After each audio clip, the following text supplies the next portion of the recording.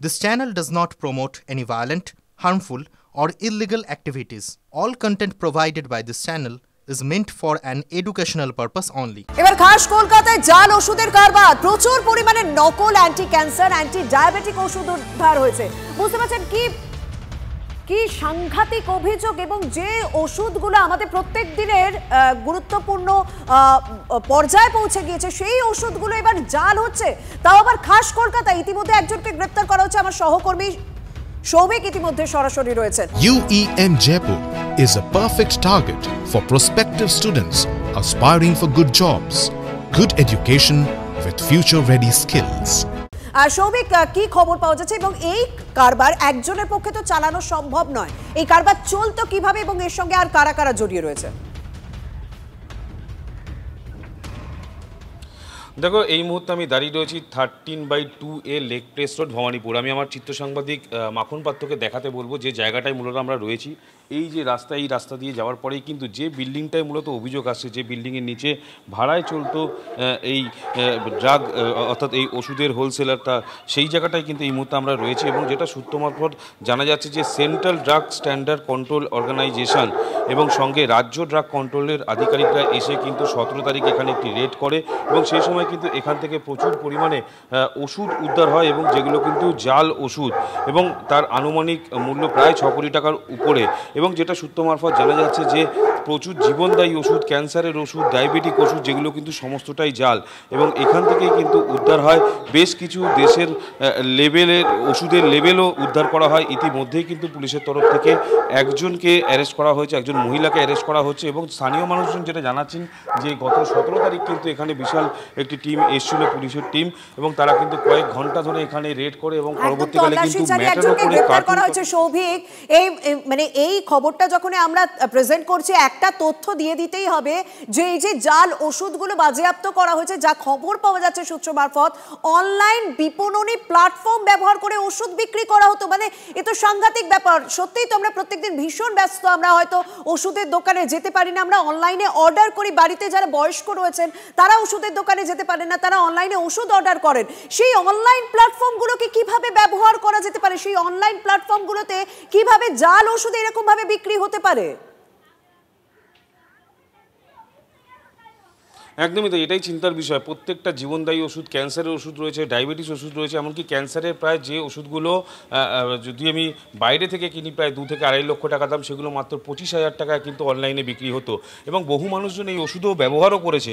এবং ইতিমধ্যেই কিন্তু এই তদন্তে নেমে একজনকে অ্যারেস্ট করা হয়েছে, এবং যেটা সন্দেহ করা হচ্ছে এই চক্রের সঙ্গে কিন্তু আরও বেশ কয়েকজন জড়িত রয়েছে।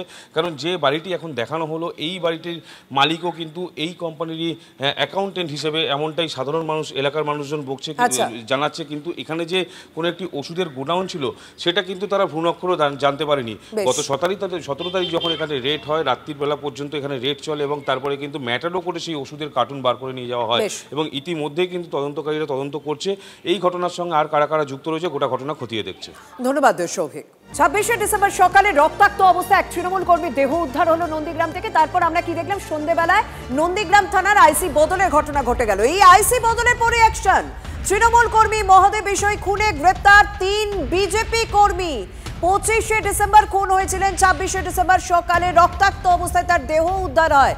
এর আগেও আরো এক তৃণমূল কর্মী খুনে গ্রেপ্তার বিজেপি কর্মী। আমার সঙ্গে রয়েছেন সহকর্মী কনিষ্ক। যাদের বিরুদ্ধে মূলত অভিযোগ ছিল তাদেরকেই কি গ্রেপ্তার করা হয়েছে? এখনো পর্যন্ত কি জানা যাচ্ছে ধৃতদের সম্পর্কে?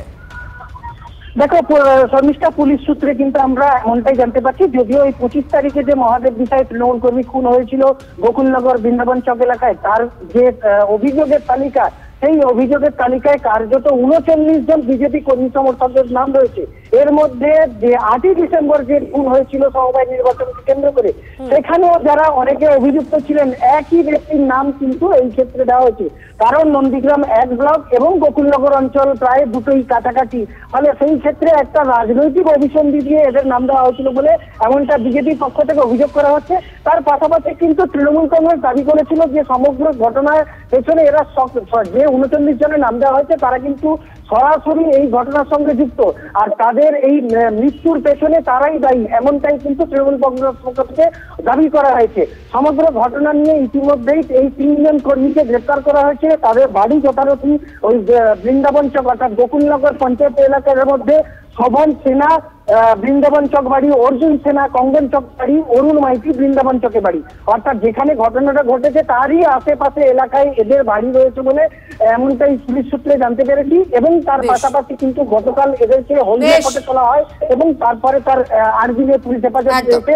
এদের মধ্যে থেকে আরো কোনো তথ্য পাওয়া যায় কিনা সেটাই এখন দেখার বিষয়। ধন্যবাদ।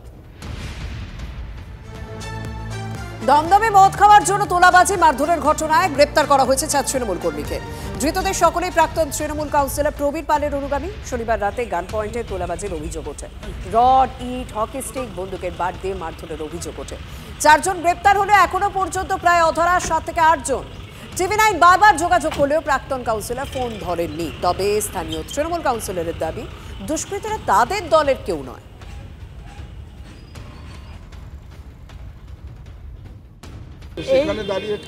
এই দুষ্কৃতীরা এরা সমাজ বিরোধী কিছু, প্রত্যেকটা সমাজেই কিছু এই ধরনের মানুষ থাকে।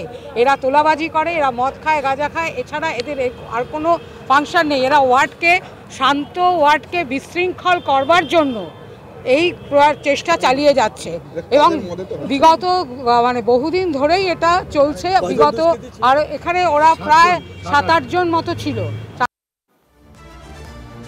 মাগুইয়াটি প্রমোটারকে মারধরে ঘটনা 16 দিন পার হয়ে গেছে, কিন্তু এখনো পর্যন্ত মূল অভিযুক্ত অধরা। এখনো বেপাত্তা কাউন্সিলর সমরেশ চক্রবর্তী, ছাত্রনেতা গোবিন্দ দাস। ঘটনায় 20 জনের নামে এফআইআর দায়ের করা হলেও গ্রেপ্তার করা হয় 2 জনকে। পুলিশ হেফাজতের মেয়াদ শেষে ধৃতদের আজ তোলা হবে বারাসাত আদালতে। যখন তখন শুট আউট হতে পারে, জীবনহানির আশঙ্কা রয়েছে, এরকমই অভিযোগ করছেন বারবার ওই প্রমোটার। বিধাননগর কমিশনারেটের কমিশনার মুকেশ কুমারের কাছে নিরাপত্তা চেয়ে আবেদন আক্রান্ত প্রমোটারের। কেন এখনো অধরা মূল অভিযুক্ত? পুলিশের নেটওয়ার্ক কি কোথাও ফেলিওর? এই সমস্ত প্রশ্ন তো উঠবে, কারণ ঘটনা 16 দিন পার হয়ে গিয়েছে। মূল অভিযুক্তের কোনো কুল কিনারা করতে পারছে না পুলিশ।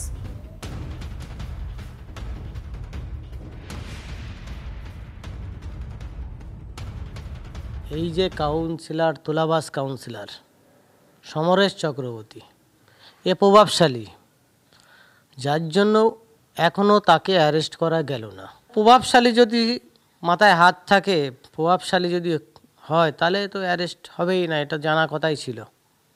ঠিক আছে, আমি খুব দুঃখিত আর খুব আতঙ্কের ভিতরে রয়েছে আগামী দিনে আমার ভবিষ্যৎটা কী হবে। যখন তখন আমি শুটও হয়ে যেতে পারি। এরা যখন অ্যারেস্টই হলো না, তারপরে এরা বেরিয়ে জামিন ফামিন নিয়ে এরা কি করবে, আমার পরে কতটা টর্চার হবে। কোনো প্রভাবশালীর চাপও থাকতে পারে, হয়তো পুলিশ ইচ্ছা করেও সেই কাজটা করতে পারছে না, সেটাও হতে পারে। জীবনহানির শঙ্কায় আমি ঘুরছি।